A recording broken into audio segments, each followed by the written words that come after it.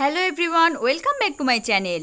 আজ দেখাবো মাটির শাক কিভাবে তৈরি করতে হয়। প্রথমে কাদাটাকে লম্বা একটা শেপ দিয়ে নিতে হবে। তলার দিকটা সরু এবং ওপরের দিকটা গোল। আমরা তো সবাই জানি শাকের ভিতরে ফাঁপা হয়, তবে ফাঁপাটা সোজাসুজি হয় না, ফাঁপাটা কিন্তু পেঁচানো থাকে। তাই এভাবে তলার দিক থেকে প্রথমে পেঁচালো রাস্তাটা তৈরি করে নিতে হবে, আর সেটা কিন্তু ওপরের একদম মিডিল পয়েন্ট পর্যন্ত যাবে। তো তোমরা দেখতেই পাচ্ছ কিভাবে তলার দিক থেকে বেন্ড হয়ে ওপরের দিকে উঠেছে। এবার এই ভিতরের পোর্শনটাকে ফাঁপা করে নেব। আর শাকের ভিতরটা যত বেশি ফাঁপা এবং পাতলা হবে, শাকের আওয়াজটা কিন্তু ততটাই শ্রুতিমধুর হবে। তবে হ্যাঁ, শাক তৈরির জন্য কিন্তু মাটিটা অবশ্যই টাইট হতে হবে। তো দেখো ভেতরটা কতটা ফাঁপা এবং পাতলা করে নিয়েছি। এবার শাকের মুখটা ভালো করে জয়েন্ট করে নেব। যদিও শাকটা আমি একটু বড়ই বানিয়েছি, তোমরা চাইলে আর একটু ছোট করতে পারো, কারণ প্রথমবার যখন আমি শাক বানিয়েছিলাম শাকটা খুব ছোট হয়ে গিয়েছিল।